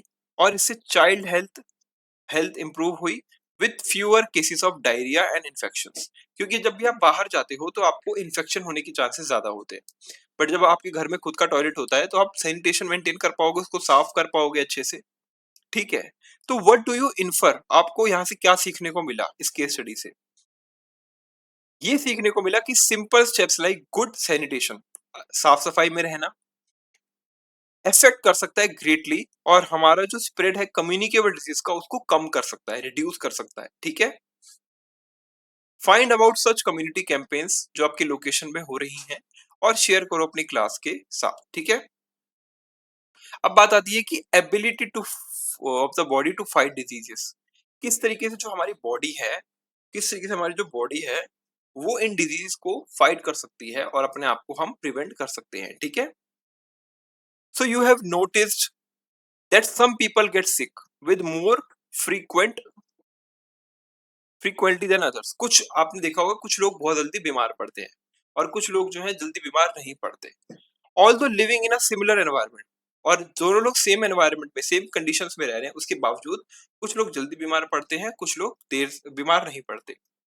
इसका एक रीजन है इम्यूनिटी। हमारी बॉडी में एक नेचुरल एबिलिटी होती है जो डिजीज को फाइट करती है। जब भी हमारी बॉडी में कोई डिजीज आती है तो उसको फाइट करने के लिए हमारी इम्यूनिटी एक्टिव हो जाती है। ठीक है, उसको हम कहते हैं इम्यूनिटी। ठीक है, हमारी इंटरनल पावर। तो हमारी बॉडी के अंदर एक स्पेशल सिस्टम होता है जिसको हम कहते हैं इम्यून सिस्टम, जो हमें हेल्प करता है कि हम डिजीज से किस तरीके से लड़े और किस तरीके से उससे प्रिवेंट हो। So you might have taken some drops of injections in your childhood to protect yourself from certain disease such as polio, measles, tetanus, hepatitis। जब भी आप बचपन में छोटे बच्चे थे, मतलब छोटे थे और अभी भी आपके भाई बहन होंगे छोटे, तो आप देखते होंगे कि पोलियो की ड्रॉप पीते हैं बच्चे। पोलियो की ड्रॉप होती है, आपने भी पी होगी। या हेपेटाइटिस का इंजेक्शन लगता है, टेटनस का इंजेक्शन लगता है, मीजल्स का इंजेक्शन लगता है। ये सभी क्या होती हैं? ये होती है वैक्सीन। तो इसमें होता क्या है, वैक्सीन में होता क्या है? एक्चुअली वैक्सीन में होता है कि आपकी जो बॉडी होती है ना, उसके अंदर ये जो वायरस होता है, चाहे पोलियो का वायरस हो, ठीक है, चाहे हेपेटाइटिस का, चाहे टेटनस का, इसको वायरस को ना आपकी बॉडी में इम्प्लांट करा जाता है। मरी हुई मतलब वो इनएक्टिवेट होता है। ठीक है, वो एक्टिवेट नहीं होता, जिससे आपकी बॉडी अफेक्ट नहीं होती। लेकिन बॉडी को ये पता चल जाता है कि अगर इस तरीके का इन्फेक्शन फ्यूचर में आता है तो हम किस तरीके से अपनी बॉडी को प्रिपेयर करेंगे। इसीलिए आपको वैक्सीन दी जाती है। तो ऐसा नहीं है कि वैक्सीन में कोई दवाई दी जाती है, दवाई नहीं दी जाती।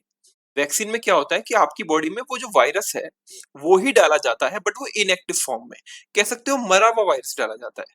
ठीक है, जिंदा नहीं, मरा हुआ वायरस। और जब मरा हुआ वायरस आता है तो आपकी बॉडी को पता चल जाता है कि कोई गलत चीज आई है अपनी आपकी बॉडी में, तो वो उसके खिलाफ एंटीबॉडीज बनाने लग जाती है। क्या बनाने लग जाती है? एंटीबॉडीज।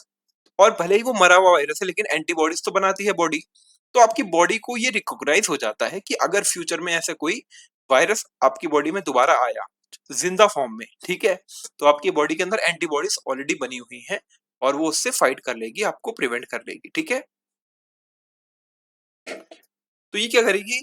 हेल्प करेगी प्रिवेंट करने में सीरियस इन्फेक्शन। अगर आपकी बॉडी में कभी सीरियस इन्फेक्शन होने वाले होंगे बिकॉज ऑफ बैक्टीरिया और बिकॉज ऑफ वायरस, तो वो आपको उससे प्रिवेंट करेगी। तो वैक्सीन जो है हेल्प करती है हमारी बॉडी को कि हम कुछ सर्टेन डिजीजेस से हेल्प करें बाय क्या? By training the immune system. हमारी इम्यून सिस्टम को हम ट्रेन कर रहे हैं और उसको रिकॉग्नाइज करवा रहे हैं कि अगर ऐसा वायरस दोबारा आएगा तो आपको किस तरीके से डील करना है उसके साथ। ठीक है, किस तरीके से डील करना है। ठीक है, तो हार्मफुल जर्म्स जब अटैक करेंगे तो हमारी बॉडी प्रिपेयर रहे, इसलिए हम अपनी इम्यूनिटी डेवलप करते हैं। इसको हम कहते हैं एक्वायर्ड इम्यूनिटी। यानी कि हमारी बॉडी ने इस इम्यूनिटी को खुद नहीं बनाया, मतलब खुद से अपने अंदर से नहीं बनाया। हमने कैसे इसको एक्वायर करा? By injecting a virus in our body. क्या होता है, मान लो एक बॉडी है, मेरी बॉडी है, यहाँ पे मैंने इंजेक्शन लिया। ठीक है, इंजेक्शन लिया, उस इंजेक्शन में क्या था? ये इसको कहेंगे वैक्सीन। उस वैक्सीन में वायरस था, जैसे कि पोलियो का, और मीज़ल्स का, हेपेटाइटिस, कोई भी वायरस जो आपकी बॉडी को प्रोटेक्ट करना बनाना है आपकी बॉडी को, तो मैंने वो वायरस अपने अंदर लिया, लेकिन वो वायरस जो है इनएक्टिव है, वो मरा हुआ वायरस है, तो उससे मेरी बॉडी को बीमारी नहीं होगी, उससे उस वैक्सीन से मेरी बॉडी को बीमारी नहीं, लेकिन जब वो मेरी बॉडी के अंदर जाएगा, तो मेरी जो व्हाइट ब्लड सेल्स हैं, ठीक है, उनको दिखेगा यार कुछ तो आया है बॉडी में, कुछ गलत चीज़ आई है बॉडी में। अब वो भले ही मरी फॉर्म में हो तो गलत चीज़ आई है। अब वो क्या करेगी, उसको फाइट करने के लिए ना इम्यूनिटी एक्टिव हो जाएगी और इम्यूनिटी क्या करेगी, एंटीबॉडीज़ बनाना स्टार्ट कर देगी। और जैसे-जैसे वो एंटीबॉडीज़ बनाना स्टार्ट करेगी, वो एंटीबॉडीज़ उस मरे हुए वायरस के ऊपर अटैक करेंगी, लेकिन वो ऑलरेडी डेड वायरस है। लेकिन बॉडी को तो पता चल गया ना कि अगर ऐसा वायरस कभी ज़िंदा फॉर्म में आया, कभी ज़िंदा फॉर्म में ऐसा वायरस आया, लाइव वायरस आया, तो हमारी बॉडी के अंदर ऑलरेडी एंटीबॉडीज प्रेजेंट हैं और हम उससे प्रिवेंट कर लेंगे अपनी बॉडी। इसी को कहते हैं हम एक्वायर्ड इम्यूनिटी। ठीक है। Protection protection developed after exposure to a pathogen और अ वैक्सीन। तो vaccines can be made in different ways. एक होती है वीकेंड और डेड पैथोजेंस डालना, जैसे कि वायरस और बैक्टीरिया, और इनएक्टिव और harmless parts of the pathogen डालना। ये एक तो हो सकता है कि आप डेड वायरस डाल रहे हो या वीक करके डाल रहे हो। ठीक है। और एक हो सकता है कि इनएक्टिव या हार्मलेस वायरस डाला आपने या पैथोजन डाला। Some newer vaccines instruct our body cells, क्या करेंगी, वो हमारी बॉडी सेल्स को इम्पैक्ट करेंगी, ताकि एक बॉडी में एक चीज प्रिपेयर होगी जिससे to make harmless part of the germ which our immune system learns to fight. और हमारे इम्यून सिस्टम को क्यों डाला गया, वो वैक्सीन के थ्रू डाला गया ताकि हमारा इम्यून सिस्टम सीख पाए कि इससे फाइट कैसे करना है। फॉर एग्जाम्पल, टेटनस का शॉट आप लेते हो, often giving after an injury, यानी आपको इंजरी हुई, लोहा लग गया, ठीक है, आपको इंजरी हुई, आपने टेटनस का शॉट तुरंत ले लिया। ऐसा इसलिए होता है क्योंकि जो बॉडी के अंदर आपकी इंजरी हुई, वो आपके पूरी बॉडी में फैलने में 1 हफ्ता कम से कम लगेगा। लेकिन आप उसी टाइम अगर शॉट ले लोगे टेटनस का, तो इनएक्टिव वायरस ले लोगे, वो उसी टाइप का टेटनस का शॉट ले लोगे, तो आपकी बॉडी एंटीबॉडीज बना लेगी। और जैसे जैसे वो अगर स्प्रेड आउट होगा भी, तो आपकी एंटीबॉडीज उसको मार सकेगी। ठीक है। तो प्रोटेक्ट करेगा आपको against infection by the tetanus causing bacteria. ठीक है। It contains inactivated bacterial toxin, जो हेल्प करेगा आपके इम्यून सिस्टम को कि वो डेवलप कर पाए protection without causing the disease. ठीक है। Do you know the first vaccine was discovered? ठीक है। तो कब हमारी फर्स्ट वैक्सीन कब डिस्कवर हुई थी, क्या आपको पता है? तो एक पर्सन है जिनका नाम है Edward Jenner and the smallpox vaccine. ठीक है, Edward Jenner and the smallpox vaccine. Smallpox एक डेडली डिजीज थी जो ब्लिस्टर्स की वजह से होती थी, और इससे काफी मिलियंस ऑफ पीपल जो है पहले के टाइम पे मर चुके हैं। अ माइल्डर डिजीज कॉल्ड काउपॉक्स, जो गाय में फैलती है, seen in cows would could also infect humans। तो 1700 में, लेट 1700 में, एक इंग्लिश डॉक्टर जिसका नाम था एडवर्ड जेनर, उन्होंने डिस्कवर करा कि जो लोग हैं उनको काउपॉक्स हो रहा है, जिनको जिनको काउपॉक्स हो चुका है उनको स्मॉल पॉक्स नहीं हो रहा। यानी कि जिसको गाय के थ्रू पॉक्स फैल चुका है पहले, अब वो जो स्मॉल पॉक्स फैला है वो उनको नहीं हो रहा। इससे क्या हुआ कि this led to the invention of the first vaccine and help protect people from smallpox. तो आप यहाँ पे समझे कि क्या चीज हुई। हुआ क्या कि जो लोग पहले स्मॉल पॉक्स से काउ पॉक्स से अफेक्ट हुए, काउ पॉक्स वाली उनको बीमारी हुई, ठीक है, तो उससे क्या हुआ, कुछ लोग तो अफेक्ट हो गए होंगे जिनकी उनकी वजह से उनकी डेथ हो गई होगी, कुछ लोगों ने सरवाइव करा होगा। जिन्होंने सरवाइव करा उन्होंने क्या चीज करी होगी कि उनकी जो इम्यून सिस्टम है, उनका इम्यून सिस्टम अच्छा होगा। तो इम्यून सिस्टम जब उनका स्ट्रांग होगा, तो इम्यून सिस्टम ने एंटीबॉडीज बना ली होगी और काउ पॉक्स से वो लड़ लिए होंगे और अपनी बॉडी को उन्होंने बचा लिया। और उसी दौरान जब उनको स्मॉल पॉक्स हुआ थोड़े टाइम बाद, तो ऑलरेडी एंटीबॉडीज बनी हुई थी उस डिजीज से रिलेटेड, तो स्मॉल पॉक्स उनको नहीं हुआ। तो ये चीज देख के एडवर्ड जनर ने समझ गए कि हाँ, हम प्रिवेंट कर सकते हैं किसी पर्सन को बाय गिविंग देम वैक्सीन। तो वैक्सीन का फर्स्ट टाइम इन्वेंशन हुआ। ठीक है। Our scientific heritage, long before modern vaccine, India had a traditional method called variolation. हमारे इंडिया में वैक्सीन से पहले एक सिस्टम होता था वेरियोलेशन, जिससे हम स्मॉल पॉक्स जैसी डिजीज से बचते थे। इसमें क्या होता है, इन्वॉल्व करते using material from small pox सोर scratch the skin and create mild infection and build immunity. People who performed this practice were known as टीकेदार्स, ठीक है? जो ये प्रैक्टिस को परफॉर्म करते थे स्मॉल पॉक्स से बचने की, ठीक है? ठीक है? तो इससे जो करते थे उनको कहते थे टीकेदार्स, ठीक है? Think like a scientist,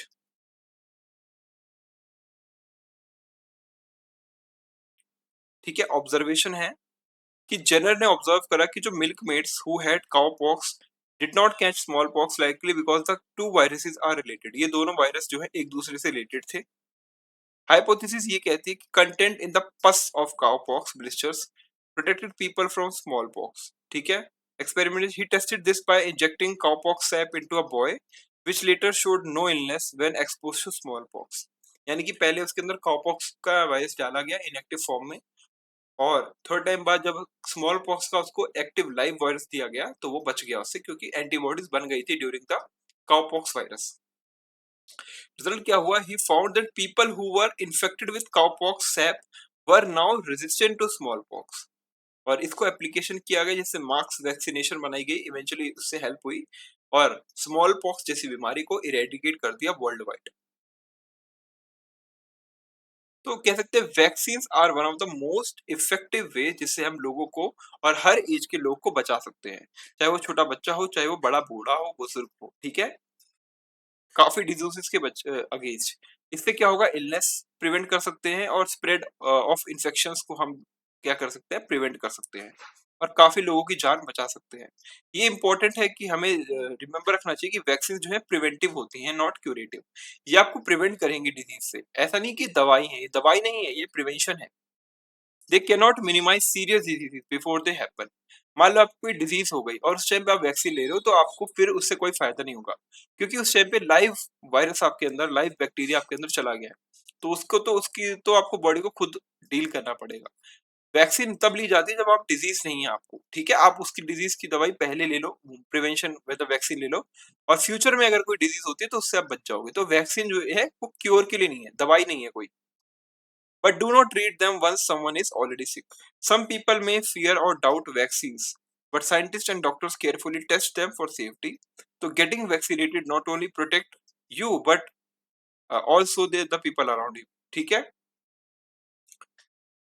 India role in vaccine production. India role in vaccine production. तो ड्यूरिंग द कोविड-19 इंडिया ने वैक्सीन बनाई थी और बाकी देशों ने भी बनाई थी, इंडिया ने भी बनाई थी कोरोना वायरस के खिलाफ।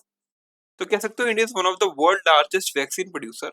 उसका जो वो मैन्युफैक्चर करता है वैक्सीन बड़े स्केल पे और सप्लाई करता है काफी सारी कंट्रीज को जो खुद अपना वैक्सीन नहीं बना सकती, ठीक है?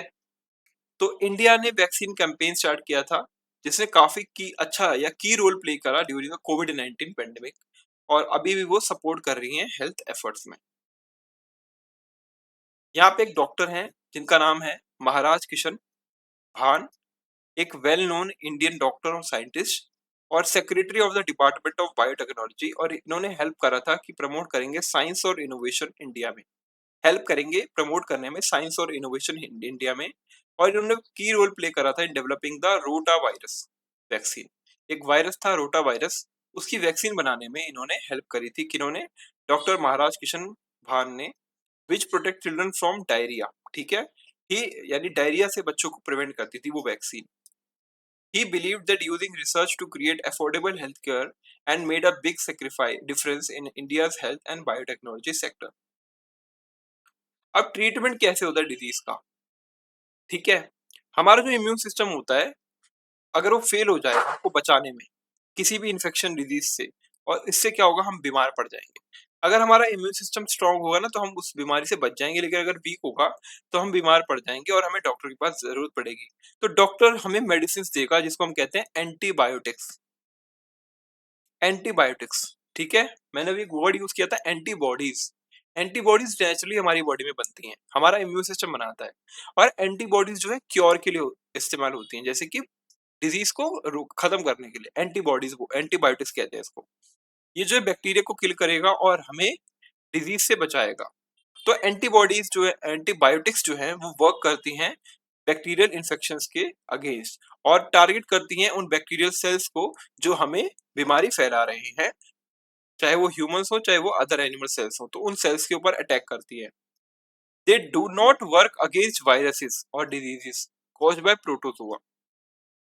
तो वायरस या प्रोटोजोआ से अगर कोई डिजीज हो रही है तो उससे हमें नहीं बचाएगी, हमें सिर्फ बैक्टीरियल डिजीज से बचाएगी, इसलिए इसको हम एंटीबायोटिक्स कहते हैं। Think like a scientist. Discovery of first antibiotic penicillin. आपने पेंसिलिन भी आप कई बार यूज की होगी। पेंसिलिन पेंसिलिन जो डिस्कवर हुई थी 1928 में हुई थी बाय द अलेक्जेंडर फ्लेमिंग, एक बैक्टीरियोलॉजिस्ट है लंदन से। और वाइल स्टडिंग हार्मफुल बैक्टीरिया इन्होंने देखा कि a mould on a discarded petri dish stop the bacteria from growing. तो एक बैक्टीरिया को इन्हें एक पेट्री डिश पे डाल के देखा और देखा कि ये रुक गया है अगर मैं ये वाली चीज इसमें डाल रहा हूँ, पेंसिलिन डाल रहा हूँ। तो he realized that mold released a substance that killed the bacteria.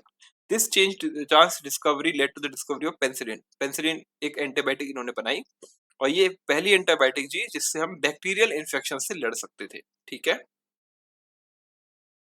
तो through antibiotics effective in protecting against bacterial infections और काफी लोगों की, मिलियंस ऑफ लोगों की जान बचाई है डिस्कवरी के बाद से। और इसका इनडिस्क्रिमिनेट यूज जो है इससे भी काफी सारी चीजें होती हैं जो इसकी इफेक्टिवनेस पे सवाल उठाती हैं। नाउ अडेज देयर आर न्यू हेडलाइन कि आपको एंटीबायोटिक रेजिस्टेंस है, यानी कि जो एंटीबायोटिक्स बायोटिक्स आप ले रहे हो अपनी बीमारी को ठीक करने के लिए, वो आपकी बीमारी ठीक नहीं कर रही, वो आपकी जो आपकी बैक्टीरिया है उसको मार नहीं रही है। इसको कहेंगे antibiotic resistance.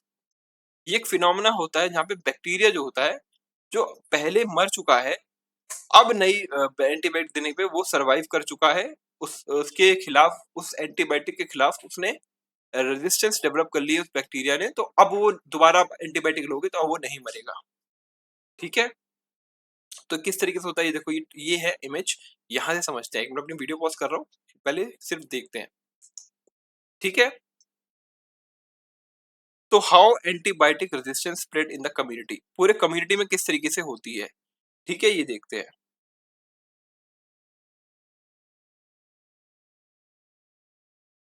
One second guys. मान लो इन एनिमल्स को बीमारी है, बैक्टीरियल इन्फेक्शन है, इसका हमने बटर, मिल्क या अंडा, ठीक है, इसका इन लोगों ने खा लिया। ठीक है, फैमिली ने खा लिया, तो अब ये जो बीमारी थी एनिमल्स से इन लोगों में आ गई, बैक्टीरियल इन्फेक्शन इनमें आ गया। ठीक है, एक्सपोजर थ्रू एनिमल प्रोडक्ट्स। ठीक है, और हो सकता है ये स्प्रेड आउट हो थ्रू क्रॉप फील्ड या मेन्योर या एनिमल फीसिस, और ये क्रॉप्स के अंदर आ जाए, और जब हम क्रॉप खा लेंगे तब भी हमारी को अफेक्ट करेगा, या तो इस तरीके से हमें अफेक्ट हो जाए या तो इस तरीके से हमें अफेक्ट हो जाए।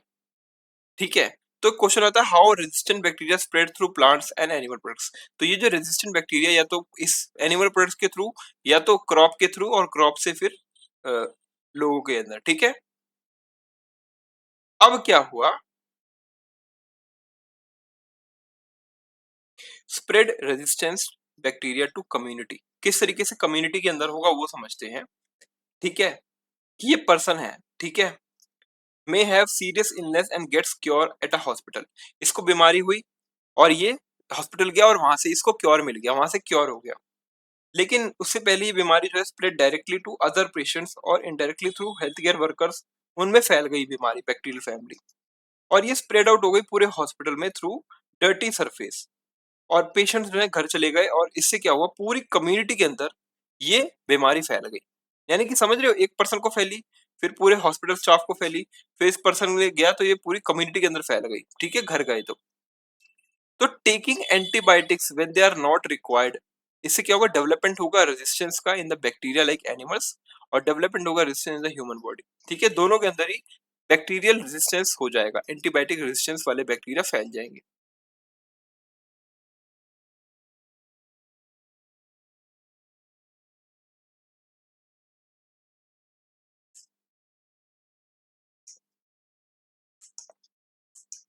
तो ये जो कॉमन इन्फेक्शंस हैं, इनको फिर ठीक करना बहुत ज्यादा मुश्किल हो जाएगा, बिकॉज अब इन्होंने एंटीबायोटिक के अगेंस्ट जो है रेजिस्टेंस डेवलप कर ली है। ठीक है, यानी कि अब वो एंटीबॉडी खाने से वो डिजीज खत्म नहीं होगी। और रिस्क बढ़ जाएगा, कॉम्प्लिकेशंस बढ़ जाएँगी और इलनेस जो है प्रोलॉन्ग्ड हो जाएगी और इवन डेथ भी हो सकती है। ठीक है? स्टडी द इन्फोग्राफिक जो फिगर में है, how do you think the antibiotic resistance have been developed in bacterial pathogens, what precautions may have taken to reduce antibiotic resistance. ठीक है, कौन से प्रिकॉशंस लिए गए जिससे एंटीबायोटिक रेजिस्टेंस को हम प्रिवेंट कर सकते हैं। तो इस प्रॉब्लम को टैकल करने के लिए एंटीबायोटिक रेजिस्टेंस जैसी we must use antibiotics wisely. हमें एंटीबायोटिक्स जो खाने चाहिए वो वाइजली खाने चाहिए। ऐसा नहीं कि कोई छोटी सी बीमारी हुई और अपने मन से एंटीबायोटिक उठा के खा ली। एंटीबायोटिक का एक कोर्स होता है, अगर आप कोर्स फॉलो नहीं करोगे तो फ्यूचर में अगर वो बीमारी हुई तो वो एंटीबायोटिक से ठीक नहीं होगी। जब प्रेस्क्राइब करेगा कोई डॉक्टर करेक्ट डोज में तब और फॉर ए राइट ड्यूरेशन तभी आपको वो खानी चाहिए। अवॉइडिंग अननेसेसरी यूज, इससे क्या होगा, प्रिवेंट हो जाएगी राइज ऑफ रेजिस्टेंट बैक्टीरिया, जिससे आपके एंटीबॉडीज बायोटिक्स जो हैं वो फ्यूचर जनरेशन में अफेक्ट नहीं सक्सेसफुल नहीं होगी। तो traditional medicine system like Ayurveda, Siddha, Unani have been used in India for many years to manage common health problems. They use natural substances like herbs, oils, ये सभी का इस्तेमाल करते हैं। यहाँ पे क्वेश्चन है how bacteria became resistant to antibiotics. किस तरीके से जो बैक्टीरिया है वो एंटीबायोटिक्स के अगेंस्ट एक रेजिस्टेंस डेवलप कर लेता है, वो समझते हैं। मान लो आपको छोटा सा बीमारी हुई, I need antibiotic for my mother, she have a sore throat and a fever. तो उसकी मम्मी को क्या हुआ, बीमार थी, गला खराब था। ठीक है, तो ये पूछती भी है कि you must get a prescription from a doctor. ठीक है, you must get a prescription from a doctor, तभी आपको एंटीबायोटिक लेनी चाहिए। यहाँ पे सेकंड है, are you giving antibiotics to your cattles. वो पूछता है, no I am not using any antibiotic. यहाँ पे क्या है, no no do not give antibiotic injection to your cattle, it will develop antibiotic resistance otherwise. ठीक है, तो देखो कुछ फ्यू माइक्रोब्स होते हैं जो रेजिस्टेंस डेवलप कर लेते हैं एंटीबायोटिक्स के। मान लो ये सारे हैं, इनमें से ये वाले ने एंटीबायोटिक के खिलाफ रेजिस्टेंस डेवलप कर ली, इस वाले ने। ठीक है, तो अगर आप ये वाले को अगर एंटीबायोटिक से मारना चाहोगे तो नहीं मरेगा। क्यों? क्योंकि इसने रेजिस्टेंस डेवलप कर ली है। ठीक है, और when antibiotics kill bacteria causing illness they also kill good bacteria protecting the body from infection. तो हो सकता है कि जब आप बैक्टीरिया मारने के लिए एंटीबायोटिक्स का इस्तेमाल करो तो बैक्टीरिया के साथ साथ वो आपके हेल्दी जो ब्लड सेल्स हैं उनको भी मार दे। The antibiotic resistance bacteria grow and take over. ठीक है, अब क्या हुआ, वो रेड वाला फैल गया और बॉडी पार्ट्स में। ठीक है, some bacteria transfer antibiotic resistance to other bacteria causing more problems. ठीक है, तो ये इस तरीके से कह सकते हो कि एंटीबायोटिक रेजिस्टेंस हो सकती है। तो minerals from managing illness and promoting recovery and focus on a healthy lifestyle balanced diet. While these systems can help with some conditions and are useful for everyday well-being, they may not effective for all diseases at all stages. तो antibiotics जो है आप खा सकते हो but her disease के लिए antibiotic उठा के मत खाओ। हो सकता है आप बिना करेक्ट ड्यूरेशन के, बिना करेक्ट डोज के उसको खा लो, लेकिन फ्यूचर में क्या होगा कि आपकी बॉडी में एंटीबायोटिक रेजिस्टेंस डेवलप हो जाएगा, जिससे आपको अगर फ्यूचर में वो बीमारी हुई, डिजीज हुई तो उसको आप प्रिवेंट नहीं कर पाओगे। ठीक है, तो therapies for non communicable diseases focus करती हैं ऑन मैनेजिंग सिम्टम्स, इंप्रूव करना quality of life through medication, lifestyle change करना, रिहेबिलिटेशन, ये सभी चीजें कर सकते हो अगर आपको प्रिवेंट होना है फ्रॉम द नॉन कम्युनिकेबल यानी कि लाइफस्टाइल डिजीजेस से। अर्ली डायग्नोज सबसे अच्छा होगा, आपको पहले ही पता चल जाए आपको लाइफस्टाइल डिजीज है तो आप उसको कंटिन्यूस केयर कर सकते हो और कंट्रोल कर सकते हो डिजीज को, उसके उसको वो ज्यादा और ना फैले और कॉम्प्लिकेशंस और ना हो, उसको भी प्रिवेंट कर सकते हो। इसी के साथ हमने चैप्टर को कंप्लीट कर लिया है। तो यहाँ पे हेल्थ जो है वो कंप्लीट फिजिकल, मेंटल और सोशल वेलबींग होता है, सिर्फ डिजीज का ना होना हेल्दी नहीं कहलाता। बीइंग हैप्पी हेल्प करता है हमें कि हम एक्टिव रहें, हेल्दी रहें, और गुड हेल्थ जो है वो हमारे मूड को, हमारे हेल्थ को, हैप्पीनेस को, वो क्लोजली रिलेटेड होता है। डिजीज जो है अफेक्ट करती है हमारी normal working of the body और माइंड, और जो सिम्टम्स होते हैं वो हमें बताते हैं कि हमारे बॉडी में डिजीज है। हम पेन, टायर्डनेस और कुछ साइंस हो जैसे हमारे फीवर हो, ठीक है, रैश हो, ये साइंस होते हैं। ठीक है, इससे पता चलेगा कि आपको बीमारी है। नॉन कम्युनिकेबल डिजीज जैसे कि डायबिटीज, हार्ट डिजीज और कॉमन लाइफस्टाइल और एनवायरमेंटल फैक्टर जो हैं ये अफेक्ट करते हैं हमारी बॉडी को। जब हमारी बॉडी में नॉन कम्युनिकेबल डिजीज होती हैं उस टाइम पे जर्म्स अफेक्ट नहीं करते, they often be prevented with healthy habits, lifestyle changes और रेगुलर एक्सरसाइज की वजह से हम इसको मतलब रेगुलर एक्सरसाइज से हम इसको प्रिवेंट कर सकते हैं। कुछ इन्फेक्शियस डिजीज होती हैं जो पैथोजन से होती हैं, जैसे कि बैक्टीरिया, वायरसेस और वॉर्म्स, इनको हम कहते हैं कम्युनिकेबल डिजीजेस। हमारा जो इम्यून सिस्टम होता है वो हमें हेल्प करता है, प्रोटेक्ट करता है कि हमें हार्मफुल पैथोजन से कैसे बचना है। वैक्सीन जो है ट्रेन करती हैं हमारे इम्यून सिस्टम को, और उसमें हम डेड और वीकेंड और harmless parts of the germ को हमारी बॉडी में वैक्सीन के थ्रू डालते हैं, जिससे हमारी जो बॉडी है वो डिसीज को प्रिवेंट करती है। डायग्नोज करना, प्रॉपर ट्रीटमेंट करना इंपॉर्टेंट है ताकि हम मैनेज कर पाएं और क्योर कर पाएं हमारी डिजीज को। तो हम प्रॉपर समझ गए, सारी चीजें समझ गए, एंटीबायोटिक रेजिस्टेंस ये सब चीजें समझ गए। इसी के साथ हमारा जो चैप्टर है वो कंप्लीट हो गया। ठीक है, ये काफी सारे क्वेश्चंस हैं यहाँ पे। ये सभी क्वेश्चंस के आंसर मैंने ऑलरेडी लिख कर लिए हैं, बना लिए हैं आप सभी के लिए, और मैंने जो नोट्स बनाए वो भी आप देख सकते हो। ठीक है, ये नोट्स मैं आपके साथ शेयर करूंगा, यहाँ से स्टार्ट हो रहे हैं नोट्स।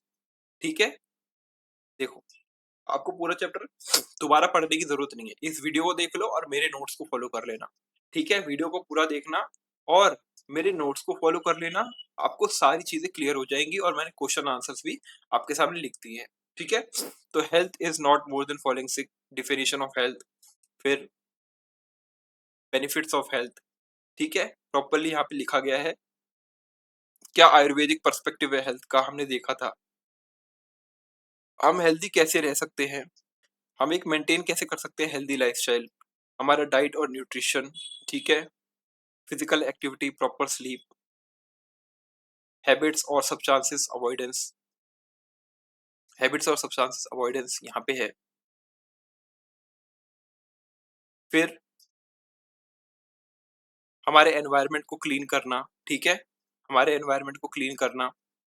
ठीक है, इसको बंद कर देते पेन को क्योंकि ये रुक रहा है। ठीक है, कोई बात नहीं, हम ऐसे ही समझते हैं। सोशल एंड मेंटल वेलबींग समझना। फिर हाउ डू वी नो कि हम बीमार हैं कि नहीं। ठीक है, ये सभी चीजें जो है मैंने यहाँ पे टेबल की फॉर्म में, चार्ट्स की फॉर्म में सब डाल दिया है। मैं आपको इसको शेयर कर दूंगा आपके टेलीग्राम चैनल पे, तो टेलीग्राम चैनल का लिंक मैं आपको दे दूंगा। ठीक है, डिस्क्रिप्शन में आप ज्वाइन कर लो और वहाँ पे सारे नोट्स आपको मिल जाएंगे। फिर यहाँ पे हमने कंप्लीट क्वेश्चन और आंसर्स भी कर लिए हैं। ठीक है, सारे क्वेश्चंस और आंसर्स भी हमने यहाँ कर लिए हैं, इसके सभी के आंसर्स हम आपको प्रोवाइड कर देंगे। ये देखो आंसर्स के साथ ही है। ठीक है, ये देख लो, मैं भी आपको इसको टेलीग्राम चैनल पे डाल दूंगा। आप इसको क्या करना, टेलीग्राम चैनल ज्वाइन करके सारी चीजें वहां से डाउनलोड कर लो। सॉरी गाइज, मेरा थोड़ा वीडियो पॉज हो रहा है, हो सकता है कुछ नेटवर्क इशू हो, नेक्स्ट टाइम से ये नहीं होगा। ठीक है, आई मेक श्योर दैट।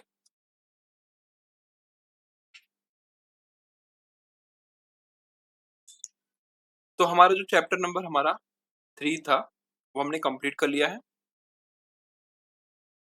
ठीक है, नोट्स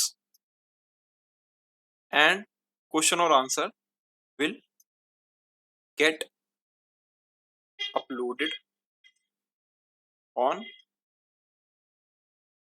टेलीग्राम चैनल। ठीक है, और लिंक मैं डिस्क्रिप्शन में दे दूंगा।